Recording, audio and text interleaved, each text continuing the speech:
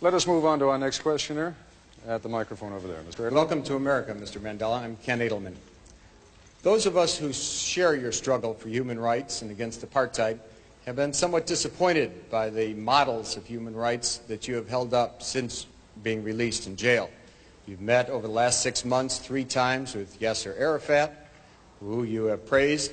You have told Gaddafi that you share the view and applaud him on his record of human rights and his drive for freedom and peace around the world. And you have praised Fidel Castro as a leader of human rights and said that Cuba was one of the countries that's head and shoulders above all other countries in human rights, despite the fact that documents at the United Nations and elsewhere show that Cuba is one of the worst. I was just wondering, are these your models of leaders of human rights? And if so, would you want a Gaddafi or an Arafat or a Castro to be a future president of South Africa?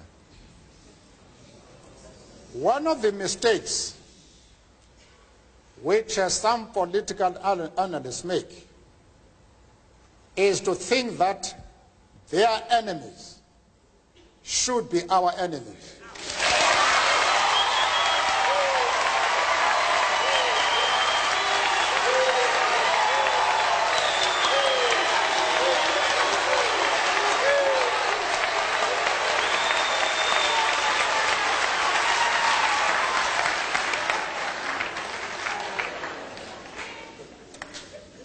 That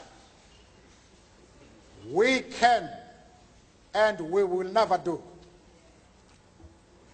We have our own struggle which we are conducting.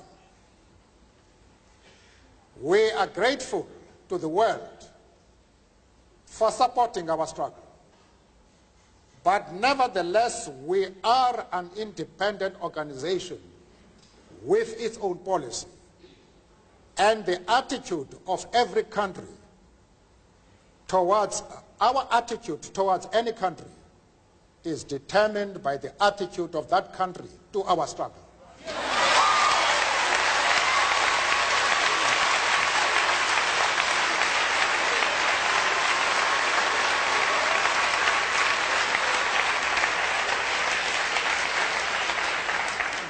Yasser Arafat, Colonel Gaddafi, Fidel Castro support our struggle to the hilt.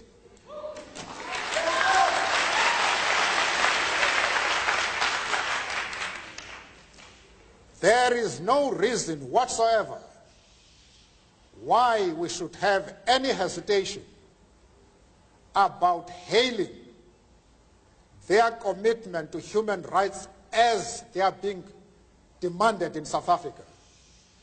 Our attitude is based solely on the fact that they fully support the anti-apartheid struggle. They do not support it only in rhetoric. They are placing resources at our disposal for us to win the struggle.